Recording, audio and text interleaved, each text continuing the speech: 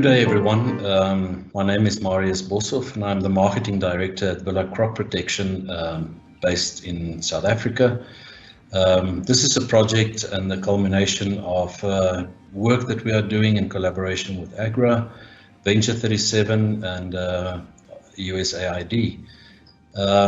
This is the first module of several in which we are developing distance learning modules. And it's focused on GAP, Good Agricultural Practices, Integrated Pest Management, with a specific focus on fall armyworm mitigation. So the first module specifically deals with the use of agrochemicals when combating fall armyworm. Since fall armyworm arrived on the continent more than three years ago, it has been a devastating pest in many of our commodity crops, including corn, sorghum, and several others. So fall armyworm is one of those pests that, unless you control it, it is certainly something that will destroy your crop fully. And we need to be able to have intervention. And one of those intervention methods is the use of agrochemicals in Africa.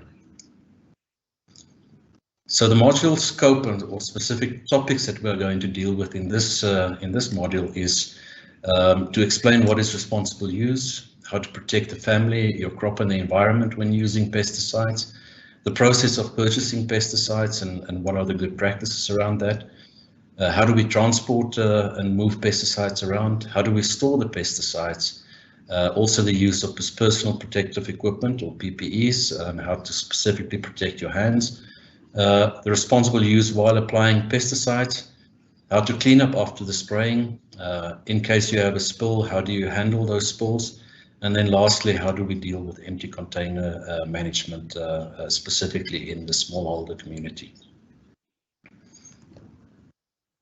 So the target audience really is aimed at the professional agronomists, the training community. Those are the individuals who will be going out to the field.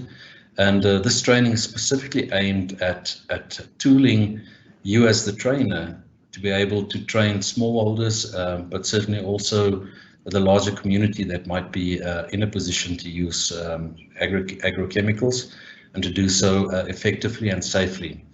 It's also about the implementation of fall armyworm mitigation practices and programs, and within the context of integrated pest management in agriculture.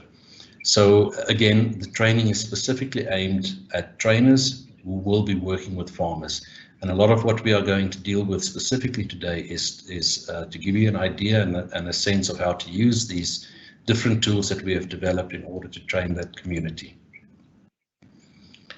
So the approach to the module specifically deals with the responsible use of pesticide, and it is a very large and complex subject. And there are many organizations out there that are actively involved in developing training materials on the subject. But this module specifically focuses on just 4 high priority topics, and it's by no means a full and comprehensive view on it. And there's a lot of publications, articles, information out there that can be used that helps to lead the behavior changes that is really required when using agrochemicals in the field, and particularly for smallholder farmers in Africa.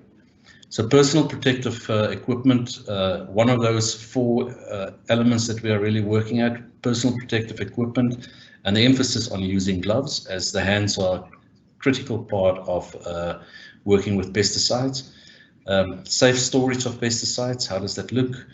The handling of any spills, potential spills that may occur, and then questions to ask your dealer or your supplier when you are purchasing a pesticide. So just over the last few months and globally, we've experienced the lockdown rules and regulations that came with the COVID disease that ravaged many economies and communities across the world. And one of the things that we realized was people have become used to the fact that they are using masks, that they are protecting themselves, they are constantly washing their hands, sanitizing, social distancing. And one of the key aspects that we've really learned is that we can use this behavior around preventing disease in the same way as what we would do typically in protecting yourself from potential exposure to pesticides. So we want to use this as a reference to keep everyone grounded in the fact that this is not so different from protecting yourself from potential pesticide exposure. Just an example, a recent training event that was held in South Africa in a small community to the northeast of the country. And you can see everyone is attending this training using their protective clothing. And particularly in this case, you can see the masks. So again, we're asking the question, if we have learned this behavior throughout how to protect ourselves from dangerous items such as disease or protection against pesticides, why is it that we cannot affect this behavior on the continent when using dangerous materials such as agrochemicals? With that, I'm going to hand over to Mark Edwards. Mark Edwards is specialist entomologist who's working on this project together with various other consultants in defining the 6 to 7 modules that we have developed. And Mark is going to go specifically more into how do we deal with handling of pesticides and those 4 elements that we talked about. Mark. Thank you, Morris. My name is Mark Edwards. I work with Villa as a consultant and have been putting together a bunch of training material focused on fall armyworm and integrated pest management. To link on to the COVID story, over the last couple of months, we've become aware of how we can be affected as individuals by this disease. And to tell you the truth, it's not much different when we're dealing with pesticides, because contact, and especially inhalation as well, can cause major problems with pesticides. And we want to link the whole COVID thing to how we can protect ourselves from pesticides as well. In this slide, you can see the most common routes of exposure to pesticides are inhalation, exactly the same as with COVID, and this would affect the nose and the lungs. And then on the right-hand side, dermal exposure. We've been told to regularly wash our hands, and the skin, and particularly the hands, when dealing with pesticides, are very vulnerable to exposure to pesticides.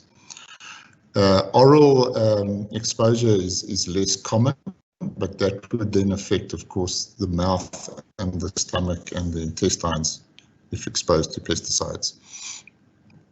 Here we can see a photograph of a pesticide application using very correct personal protective equipment. So here we have another photograph of a farmer in Africa preparing to spray a crop with a knapsack. And as you can see from the photo, he's very well equipped with personal protective equipment. But this is not necessarily the situation everywhere in Africa. And many of the official publications dealing with pesticide use and fall armyworm in Africa are complaining about the lack of personal protective equipment in Africa, as well as the affordability of these things for farmers. I think the COVID situation has given us the opportunity to re-emphasize the use of PPE for farming. And I think there are, let's call them alternatives and ways in which farmers can protect themselves that do not necessarily need expensive equipment. So what I want to do now is run a short video showing you why people should be protecting their hands while applying pesticides.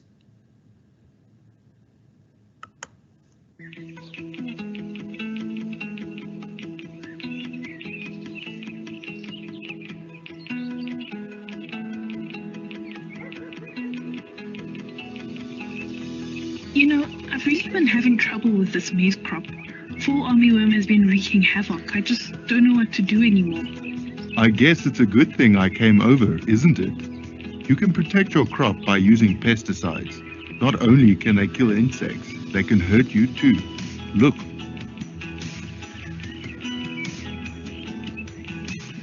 Obviously it kills insects. That's what it was made for.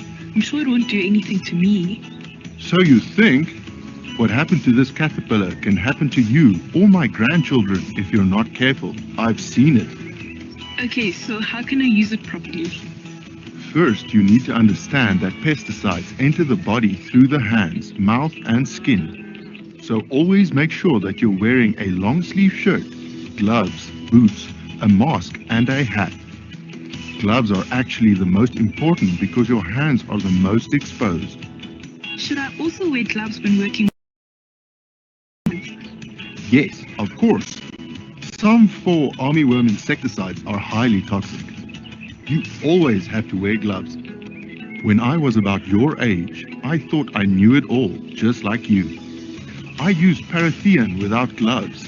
After I spilled it on myself, I got a headache, felt dizzy, weak, disorientated, nauseous, and I started shaking too. Since then, I've been wearing gloves every time I use chemicals, be it herbicides or pesticides. You can never be too careful. Wow, I guess I should really keep myself protected, my hands especially. Exactly. And always make sure that your sleeves are worn outside your gloves so the product doesn't accumulate in the gloves if you spill it. I have one last trick to show you. Here's how you can safely remove your gloves. First, wash the outside of the gloves with soap and warm water. With one gloved hand, grasp the fingers of the other glove, slowly pulling the glove downward. Alternate between each glove, continuing to pull them downward until both gloves are off. Grasp the gloves at the wrist and set on a clean surface. After that, wash your hands and put the dry gloves in a sealed bag or container away from pesticides or herbicides. If you don't have any reusable gloves, you can wear plastic bags over your hands and wear your sleeves over them. These have to be thrown away. You cannot reuse them. So there's definitely no excuse not to protect my hands. Yes, now let's take care of those caterpillars on your maize.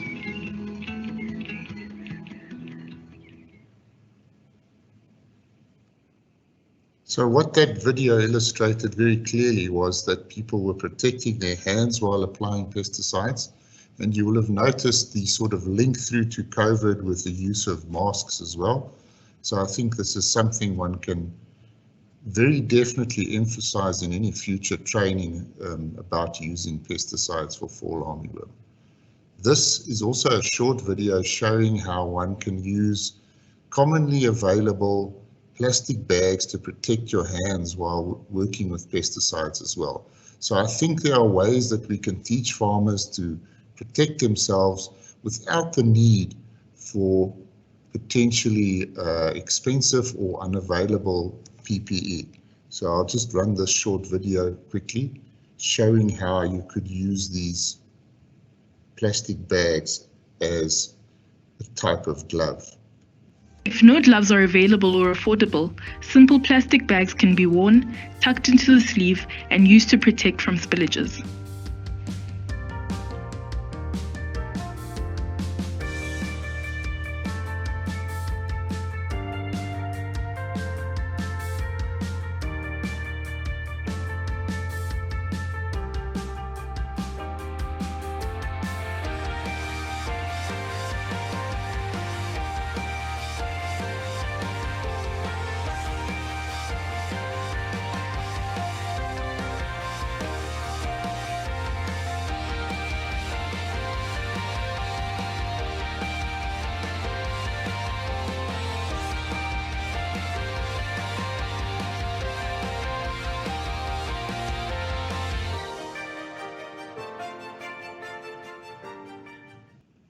What that short video didn't address was the fact that one has to dispose of those plastic bags in some way after use, because one can't reuse a plastic bag.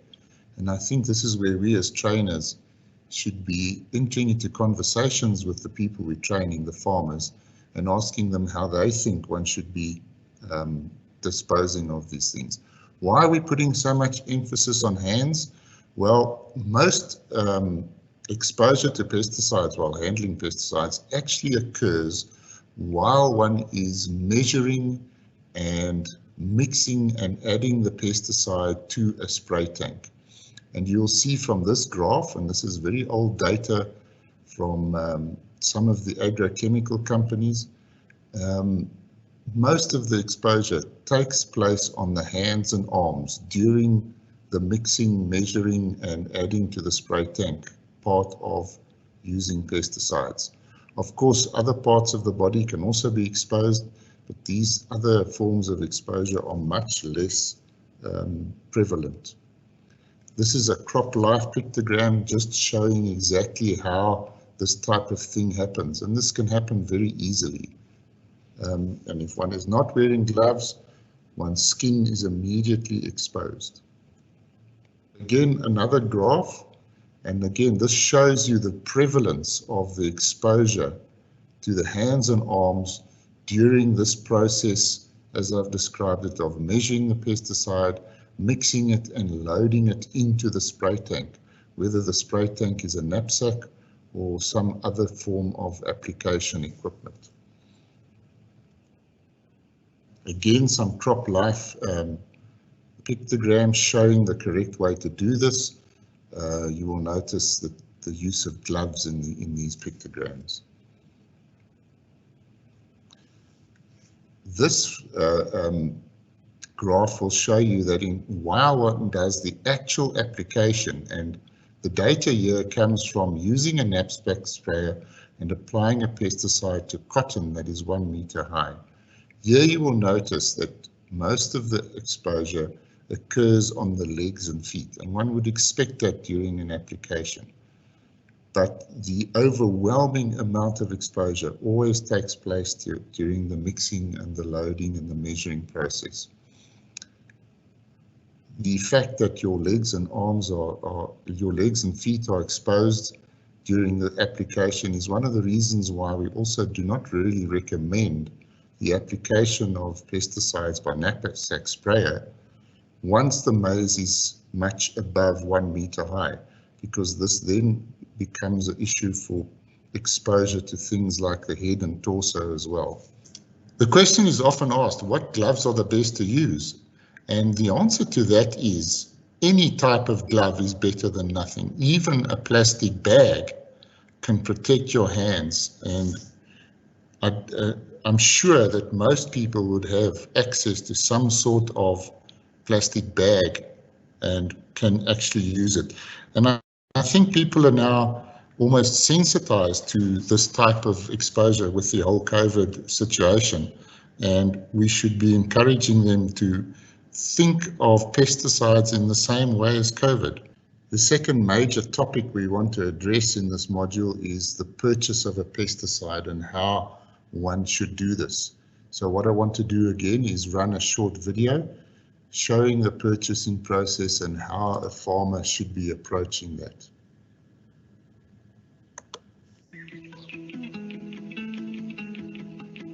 Tom's crop is coming along well till he spots the first signs of a fall armyworm infestation. After thorough investigation, he decides that a pesticide would be the best solution for the problem.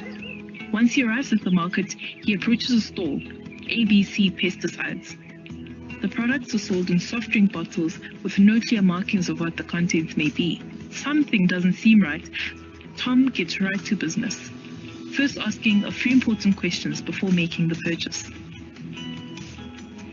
Did I correctly identify fall armyworm? What insecticide choices do I have? How do they compare in terms of effectiveness, safety, and cost? How poisonous is this insecticide? What personal protective equipment is recommended? Do you sell gloves? The dealer at ABC Pesticides couldn't answer any of the questions that Tom asked. He sees his neighbor at the market and explains what had just happened. She warns him about ABC Pesticides and recommends that he visits a more trusted vendor, Good Crop Pesticides.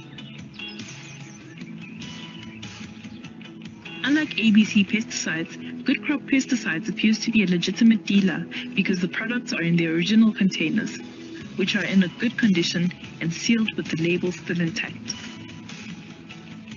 Tom asked the dealer the same questions he had asked at ABC Pesticides, and this time he gets all the answers he was looking for. Let's listen in.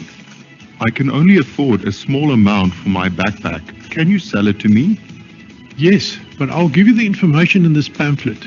We'll have to make sure the vials are clearly marked with the contents too. How toxic is this pesticide? It's more toxic than most materials. At a minimum, you should wear gloves when mixing it. How much of this pesticide should I put into my backpack sprayer? How big an area does your sprayer cover when you make up a full batch? I'm not sure. The new dealer helps Tom to pick the correct product and to calculate the quantity before making the purchase. Always purchase from legitimate dealers such as Good Crop Pesticides. This is how you can spot them. They answer all your questions and even ask questions too. Sell products that are manufacturer's originals with packaging that's in good condition and sealed with the label intact. And recommend the most effective and least toxic product. Now it's clear that ABC Pesticides was an illegitimate dealer. The products were sold in unlabeled beverage bottles. The dealer could not answer any of the questions about the pest and the insecticide. Walk away from dealers if you see these signs. Always remember to think through which questions you're going to ask before you make your purchase. Choosing a legitimate dealer saves you money and keeps you, your crop, the environment, and your family safe.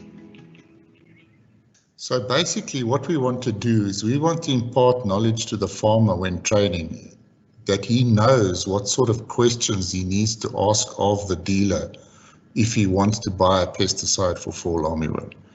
First of all, we saw in the animation that we need to buy it from preferably a licensed and a knowledgeable vendor, and that we should be purchasing sealed original product containers with intact labels. What skills do we as trainers need to impart to the farmer to enable this purchasing decision?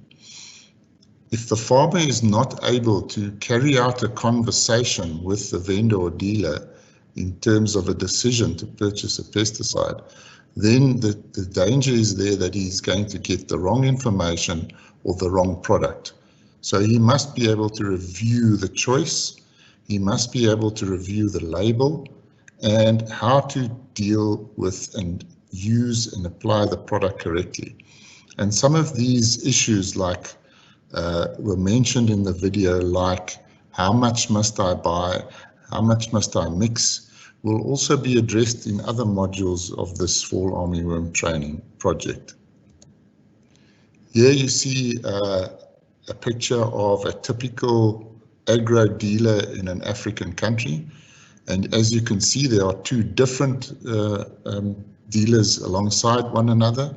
This is very common in Africa as well. So there are choices available to farmers. And we need to make sure that farmers can choose not only the pesticide and how to apply it and how to apply it safely, but also choose the vendor according to these criteria. This is just another picture of one of these pesticide dealers. Unfortunately, in Africa, pesticides are also often sold in these kind of markets and situations.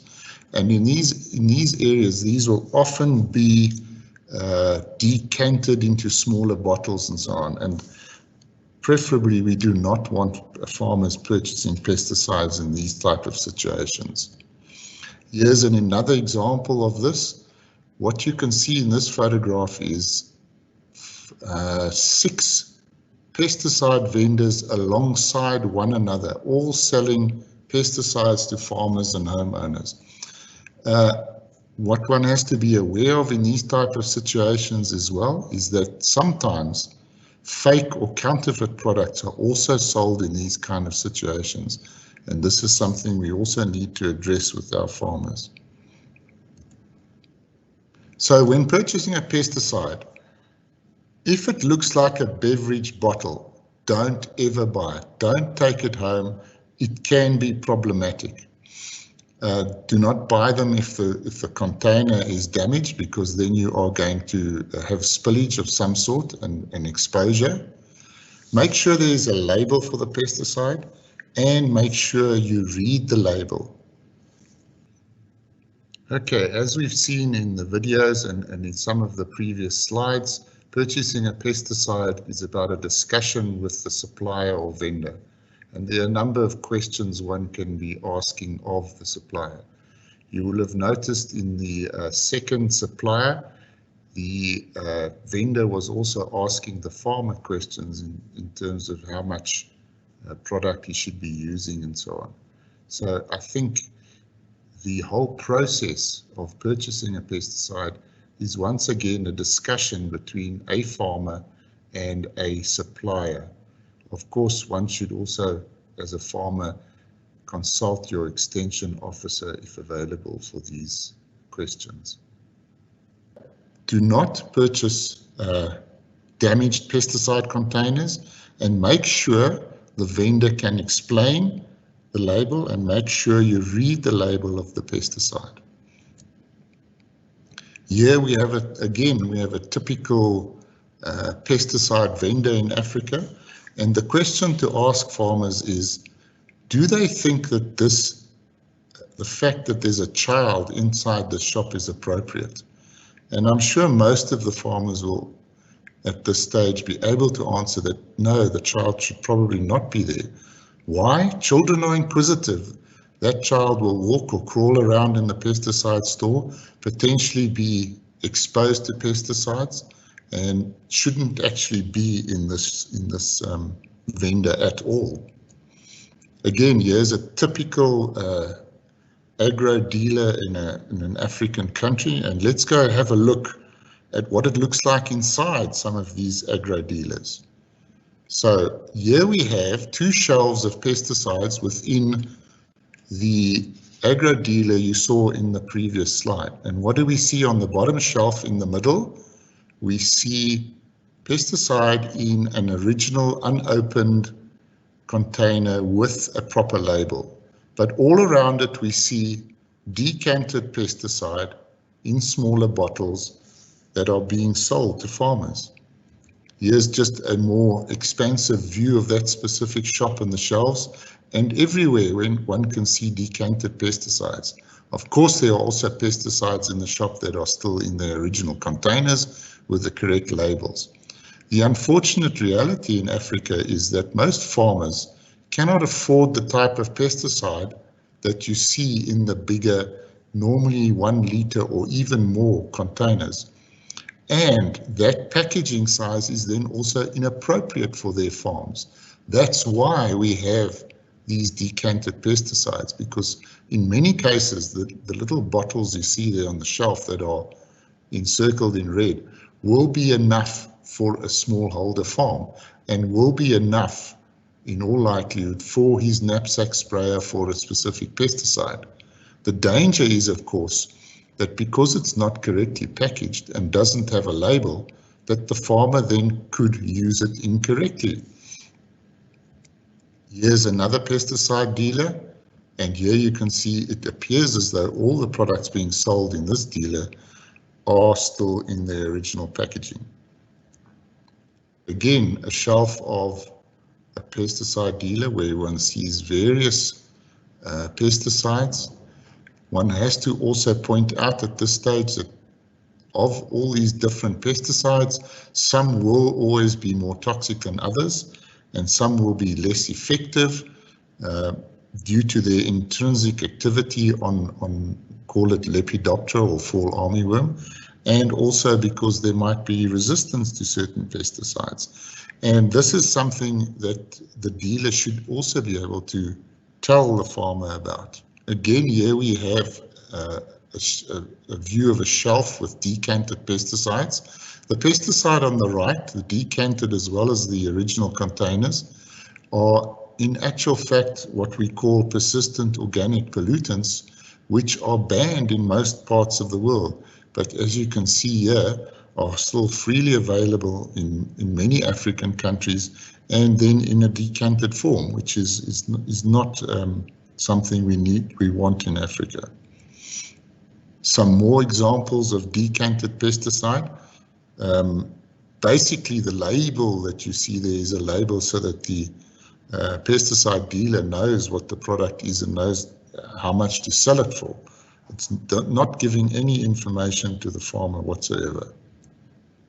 Here is another example, and this is, as you can see, a very neat pesticide store, and one would assume that in this case all these pesticides would be in their original containers. Important is to be able to discuss with the agro dealer what the product is, how much one needs, how toxic it is, and in many cases, many of these pesticide dealers, these agro dealers, will be able to answer these questions. But there are also pesticide dealers that are not familiar with a lot of the products that they're actually selling. In some countries, agro dealers will need to be registered and trained and know about pesticides. Here you can see a typical example with a certificate that says that this pesticide dealer is in fact trained in the use of pesticides. And these are the type of agro dealers that we want to promote in the African context. Storage of pesticides is one of the other main topics that we want to address, and I'm going to run this little video quickly.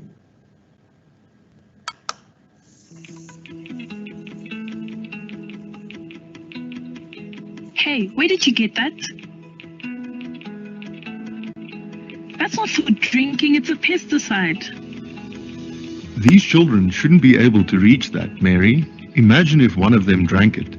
I wasn't sure how else to store it. How can I keep this from happening again? When it comes to storing pesticides, always think of SLAP.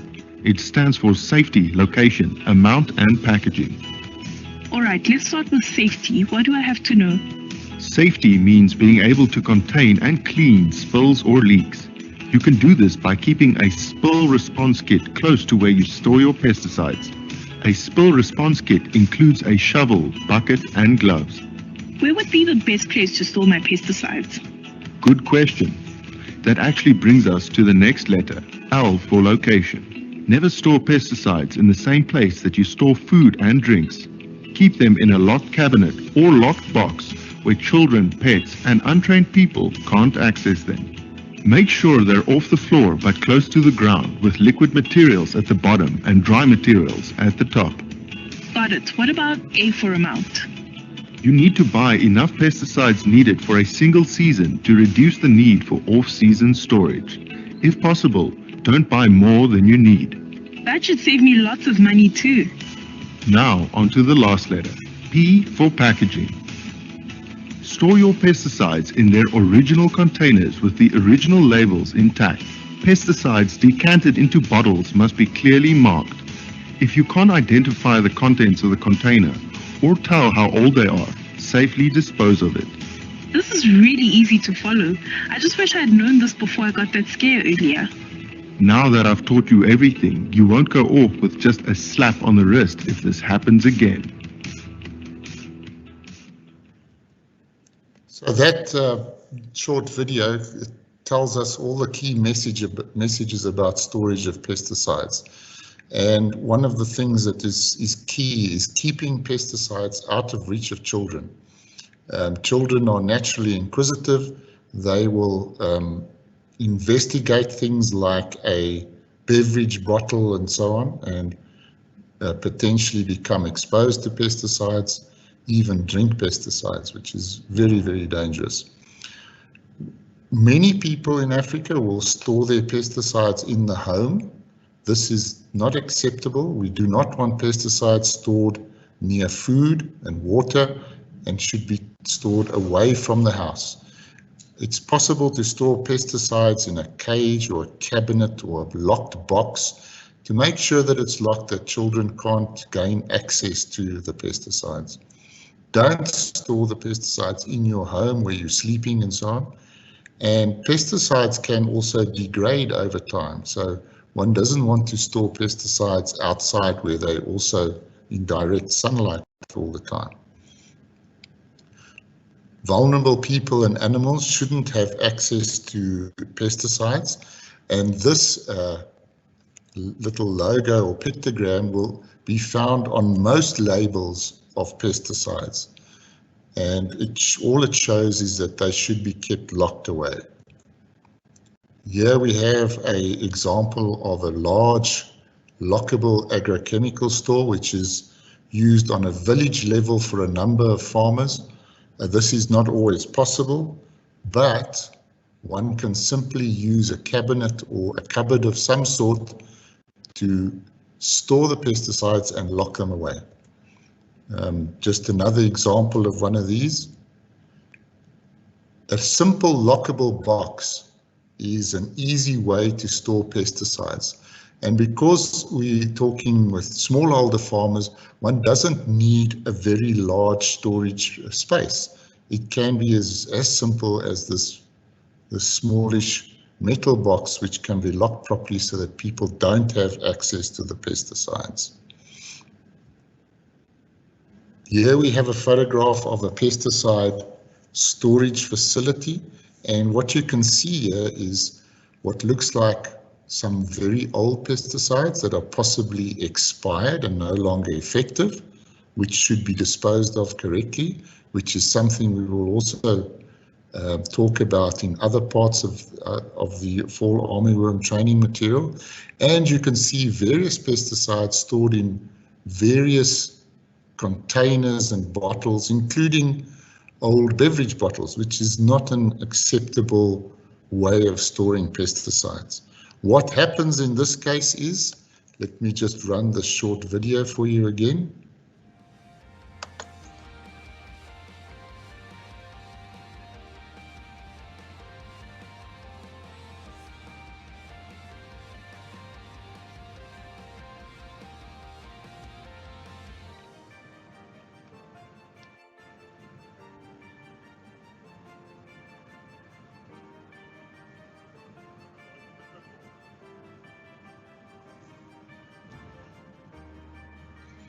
So what you just saw in this little short video was a pesticide store which was left unlocked by the farmer or whoever is responsible for it. And these two little boys, being very inquisitive, have wandered into the store and found some pesticides that have been stored in old beverage bottles. And they've decided that this would be something nice to drink. A very, very dangerous situation. The fourth topic we want to address in this training webinar is what happens when we spill a pesticide. Tom is mixing a pesticide, carefully following the instructions as they've been set out on the label. Unfortunately, he accidentally adds one step that doesn't exactly appear in the instructions. The pesticide bottle falls over and spills onto the ground. What would be a good way to handle this? To cover it with soil, pour water over it, perhaps just ignore it? So, what should Tom do? Maybe the label has information about what to do in the case of a spill. Fortunately, he prepared beforehand, knowing that spills can happen at any time, either during mixing or while in storage. For that reason, he has kept a Spool Response Kit nearby. This includes a bucket, a shovel, and gloves. It's important that you protect your hands at all times when handling pesticides. Tom is wearing his gloves as he digs out the contaminated soil and places it in the bucket. First, he surveys the scene for nearby water sources.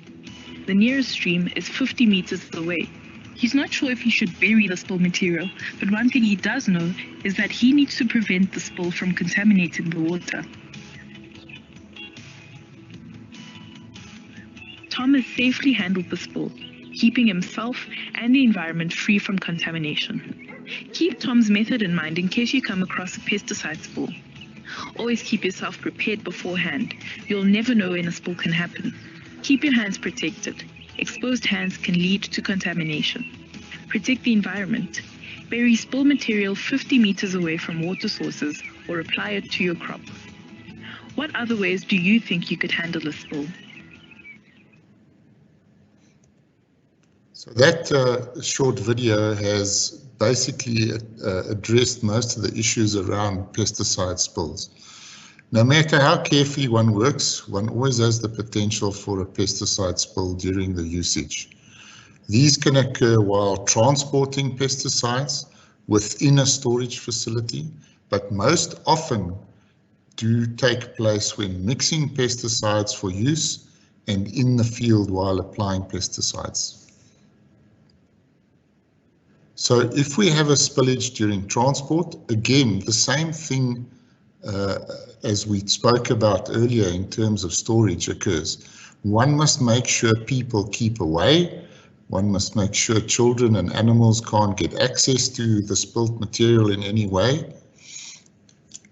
When one is actually transporting pesticides, one must make sure that whatever medium you use to transport is suitable for the job. Many farmers will potentially transport their newly purchased pesticide on a bicycle maybe, and one must make sure, even on a bicycle, that the bicycle is in good working condition and that the pesticide is safely stored. One should fasten it in some way, whether it's in a vehicle, whether it's on a bicycle, or even some people will be carrying them in a backpack. So make sure they're not going to spill in that situation. One must remove the spilled material from wherever it's spilled during transport.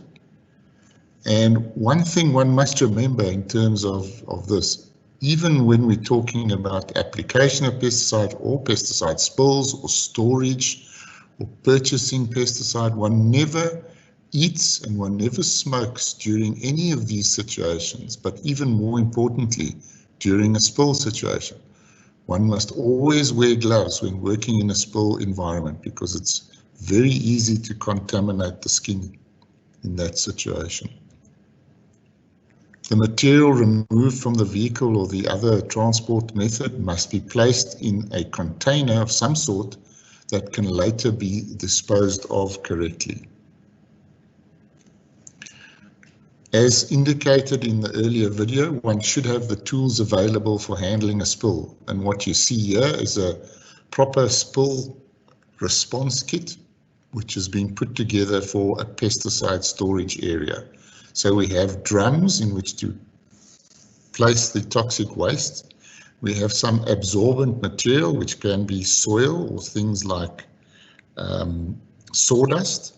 We have a spade and a broom there, and some more sandbags for absorbing spilt material. One thing one should never do in handling a pesticide spill is use water to try and clear up the spill. Using water will just spread the contamination even further, and it's possible that the water could enter groundwater, rivers and other water bodies, causing extra exposure and extra contamination of the environment. Even in a storage area, one should contain any spill with soil or some other absorbent material, which is then placed in a container which can be disposed of properly later. I'm now going to give over to Marius to discuss the different types of formulations and how they are related to spills. Thank you, Mark. Yes, I think an important addition to the discussion on exposure to pesticides is what kind of formulations are available in your market. And I think it's a very important aspect that tends to be not dealt with sufficiently. But as we indicated, there are several modules, and towards the end of the modules, that's module 7, we'll be talking a bit more about the kinds of pesticides that is available for fall army control, and also the type of formulations and how that potentially impacts the safety in which you are using. So first of all, if we talk about solid formulations, those formulations tend to be either undiluted or diluted, meaning diluted that it would typically be diluted either in water or in sometimes when grain is used, in other words, for rodent control to some extent. These are different uses of formulated product that are solid formulations. When you work with water diluted formulations, you typically would be dealing with either wettable powders or water dispersible granules, which tend to be more expensive, but they are certainly a better formulation, especially when it comes to dust. As Mark indicated earlier in this module, one of the key exposures to pesticides could be inhalation, and dust is certainly not something that should be taken lightly. and one should always wear a mask to prevent inhalation in any form whatsoever, both for the solid formulations and the liquid formulations. Undiluted formulations, either dust, granules, or smoke treatments, some extent when smoke is used in many cases with fumigation of areas or grain, that tends to be very dangerous, and one needs to consider the risk of potentially dust. But overall, exposure to granular or solid formulations tend to be less than in a formulated manner. It tends to be less to the user at the end of the day. On the next slide, specifically talking about the liquid formulations that one needs to deal with, and this is by far the most used pesticide formulation that is available across the continent. And again, one needs to consider the undiluted product as well as the diluted product. When you deal with water, two quick and main formulations available are the EC or the emulsifiable concentrates and the SC suspension concentrates. On the undiluted side, it's mostly aerosols that are used or ultra low volume applications, which tends to be more in the public arena where insects are controlled. And again, dealing with fall armyworm, you are most likely to either encounter either EC formulation or an SC formulation. And one needs to consider that these are most likely the formulations that could potentially result in a spill because containers break, they fall over, and this would tend to be on a flat surface or ground, and it has to be treated in the way that Marcus just dealt with specifically. But as we said, we will deal more in detail during the application modules and with the specific insecticides that is available for fall armyworm control. Thank you, Mark. Back to you. In this photograph, you can see what might typically happen when a farmer wants to spray his maize. You can see the farmer's measuring jug. What he's done is he's measured his pesticide, pre-mixed it in a bucket, and now he's adding the pre-mixed insecticide to his knapsack prior to spraying the maize. But what he has accidentally done in the foreground is knock over the pesticide in its concentrated form in the packaging. What he should have also done, of course, is replace the cap on that pesticide container so that the product couldn't spill out on the soil as shown here.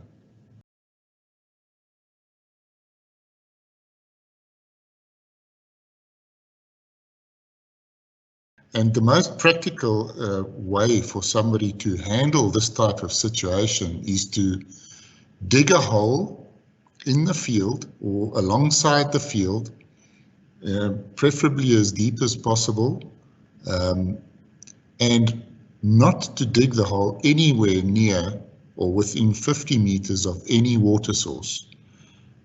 Then one takes the spade that he's had available because he has some sort of a spill kit with him, and one removes the contaminated soil, as you can see in this picture, which is then placed into the hole that he's just made and covered up. So one must never leave any spilled material or empty pesticide containers in the field, because this could potentially contaminate animals, people, and if it rains, contaminate water sources. Aquatic organisms such as fish, etc., are very, very sensitive to most pesticides, and one could adversely affect an aquatic environment in this way. So hopefully in this presentation we've given you some food for thought in terms of handling pesticides safely, and we hope you can use these materials in future to train farmers within your countries and within your context when training on fall armyworm control. Thank you very much.